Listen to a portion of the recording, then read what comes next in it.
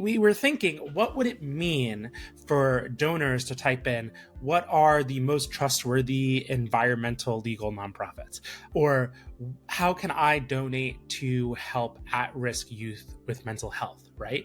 These are the types of questions that AI is both responding to by default in LLMs like Perplexity or ChatGPT or Claude, but also those types of question-based queries are the main source of the AI-generated summaries or overviews that things like Google Search are now providing. So we wanted to know, what would it look like, or how can we think about how organizations are being represented by AI tools as we're going into giving season.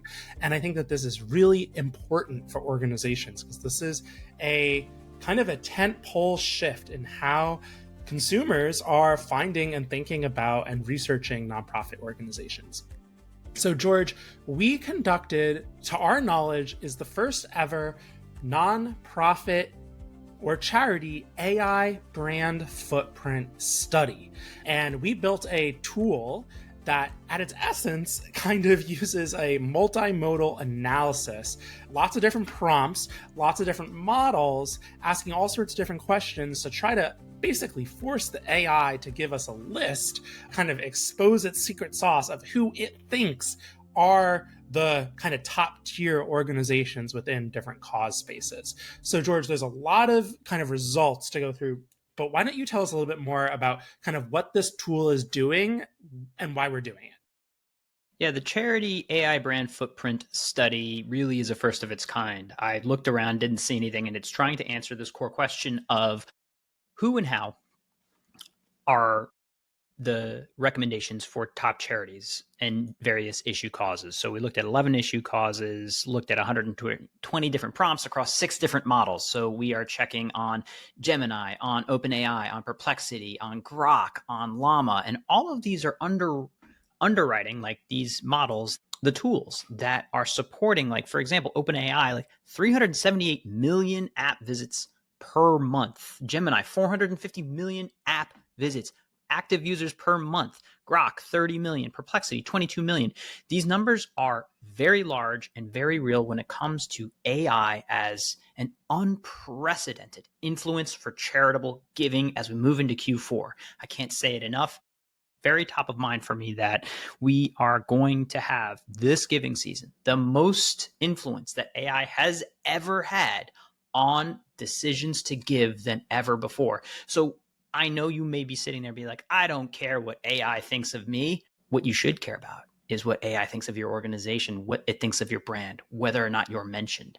We have like over 70 pages of findings for every one of those major causes, from poverty, education, cancer, disaster relief, animals, women's rights, and others in there, trying to look at what is influencing, what is going there. Some high level takeaways are that the influencers that are actually mentioned by these models actually are like Charity Navigator comes up a lot, GuideStar, GiveWell, and a little bit of BBBY's Giving Alliance. So these rating and ranking and recommendations are being built on some of those classic sources, which oftentimes rely on a bit of the overhead, how capital is allocated, and the things that are easily measured. So I think that is worth taking a look at. One other interesting thing, because like there's frankly way too much to cover, was the distributions of charities mentioned. For the most part, we give you like a top 20 of the by mention, like how many times it was mentioned in these various prompts, because it's like 650 plus prompt responses that are being analyzed. Ultimately, there's a massive difference between groups like cancer, where only 30 unique charities are mentioned across all of those tested prompts, versus something like the environment or education or poverty, which we're talking about like 127 unique charities mentioned by cause. So a much larger distribution, but there's a bit of this herding effect for health and cancer.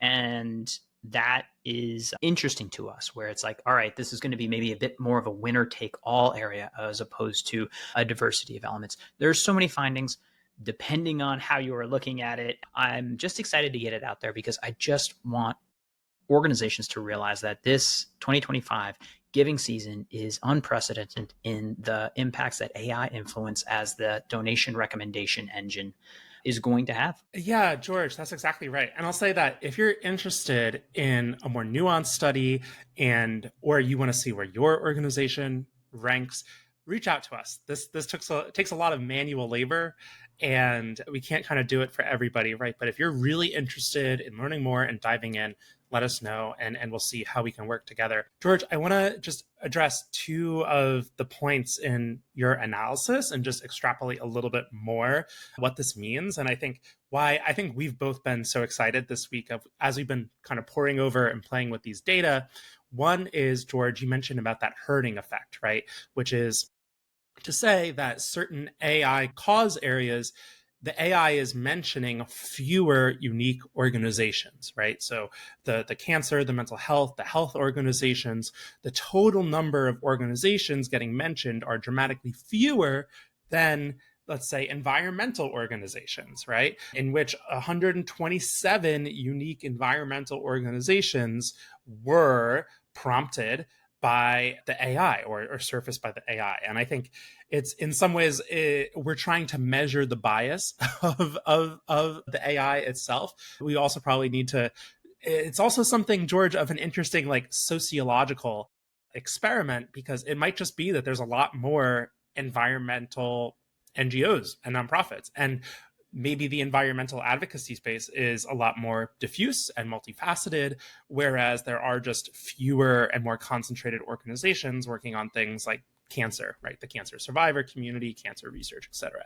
And then the second point has to do with what are the biases in these tools? And I think, George, it's really important, and I want to hone this point for our listeners, that these AI models are not inherently smart. They don't inherently know the downstream on the ground impact of any of these organizations, right? And even we could even in a world maybe just like feed them tons of annual reports, but it's not doing that, right? This is basically a sentiment score. And I think it's really important that we separate AI sentiment from impact. Those are two different things. So we are measuring in a way the bias in these systems, not necessarily trying to ascertain some kind of like objective ranking of these organizations, right? These organizations are a product of the biases built into these AI models. And George, to your point, we were thinking about maybe we should ask the AI to rank these organizations, right?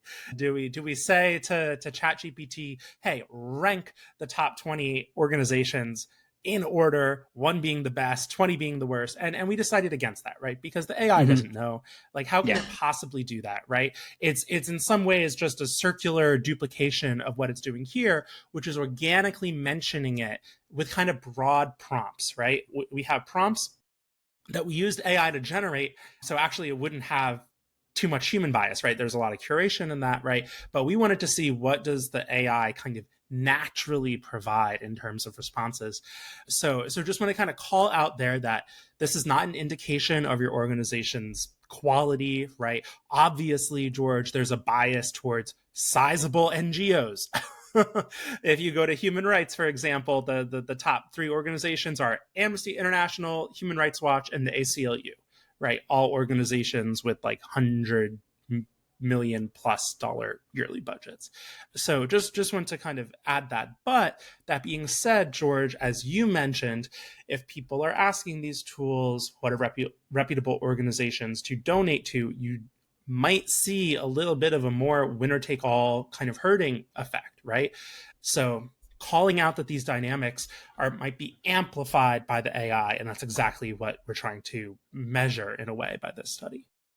Yeah, you mentioned human rights. I found it fascinating actually for that because we also show mentions by model. So we break down the model, and actually, human rights is the only time in terms of the cause area where the same nonprofit showed up at the top for Gemini, Anthropic, OpenAI, Perplexity, Llama, and Grok, and that was Amnesty International, followed by Human Rights Watch. For every single other issue area, there were actually like 2 or 3 different sort of number ones by mention.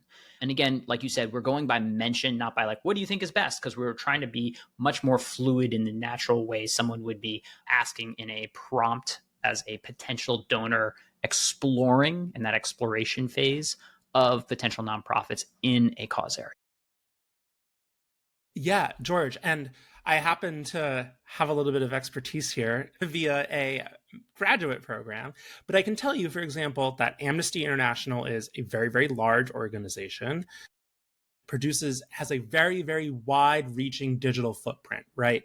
They probably have 50 different entirely separate domains in their web ecosystem, right? There's Amnesty, then there's all the kind of national federations, the Amnesty USA, Amnesty UK, right? It's just a brand that's been around for forever. They have a sprawling digital ecosystem, and that is a bias, right?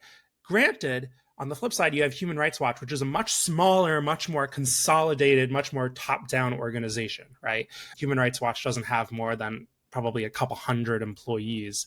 So you can see the impact of that kind of media influence, right? That's what Human Rights Watch does. It's a lot of like reporting and naming and shaming and like media influence via press release type work, right? So you can see the downstream impact of that, even though Human Rights Watch itself is among the smaller organizations, certainly smaller than the number 5 in the human rights rank, if you will, of Doctors Without Borders, right? Which isn't technically a human rights organization, but anyway, there's a lot here, George. There's so much. We're just going to keep going.